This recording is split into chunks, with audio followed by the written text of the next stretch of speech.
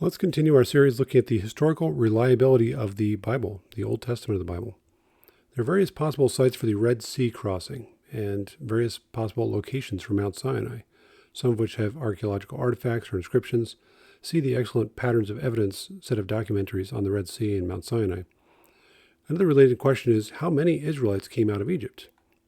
Exodus 12:37 mentions about 600,000, that's the word Elef in Hebrew, men on foot besides women and children.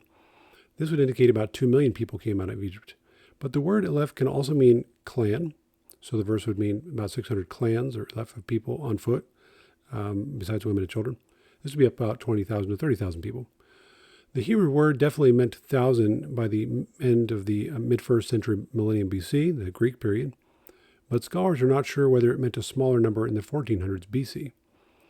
The word Aleph is applied elsewhere to tribes, clans, families, and divisions. So you can see the references here. The smaller number fits better in some ways with God's description of Israel compared to the Canaanites. Deuteronomy 9:1.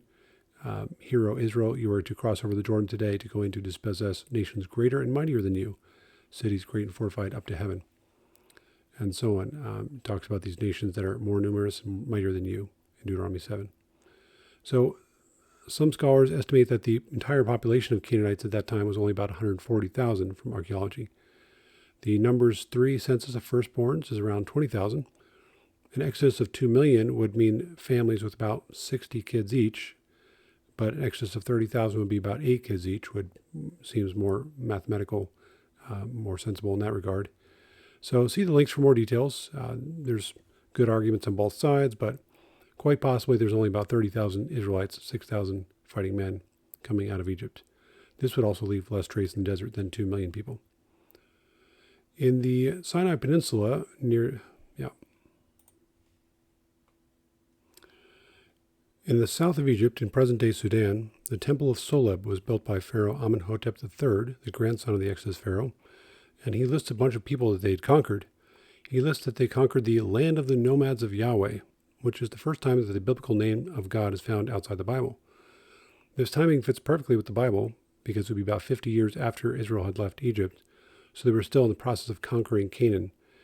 Now, Egypt still thought of these as the nomads, the shasu of Yahweh.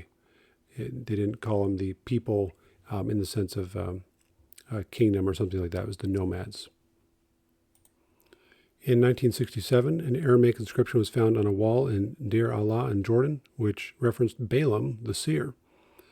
As archaeologist Titus Kennedy puts it, the existence of the Balaam inscription demonstrates that in ancient times Balaam, son of Beor, was known as a famous seer in the area on the east side of the Jordan River where the events recorded in the book of Numbers took place.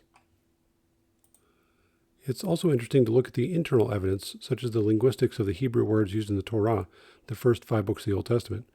When it discusses the Pharaoh, for example in Exodus, it only uses the title Pharaoh, never his personal name. This fits the common practice in the mid-2nd millennium BC.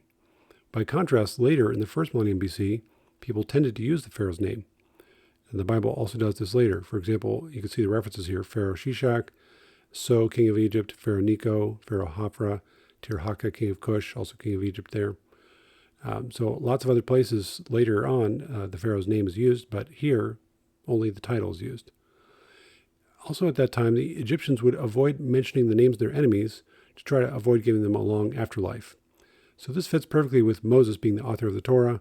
He mentioned Pharaoh many times because he interacted with him, but always omitted his name according to the Egyptian culture of how to refer to one's enemies.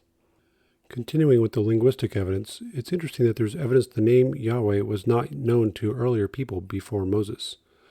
Most of the time that people address God in the Torah, it is El Shaddai or Adonai, not Yahweh. There are a few places where it seems like the author of Torah has put the name Yahweh into those discussions to clarify who it was that was being spoken to. But Exodus 6:3 makes sense that God says that he did not reveal himself or make himself known as Yahweh to those earlier people.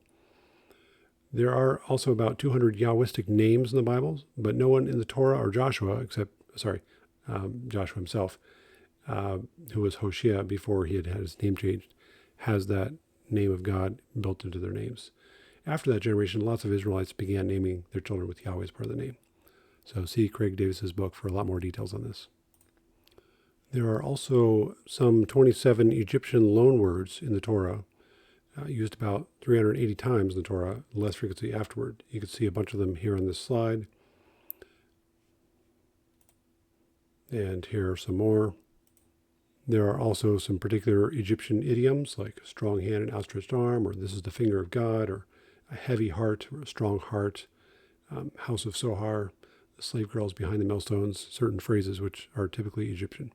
And there are many Egyptian names in the Torah, which makes sense if it was written in Egypt before these people coming out of Egypt. I should say it was written as the people were coming out of Egypt.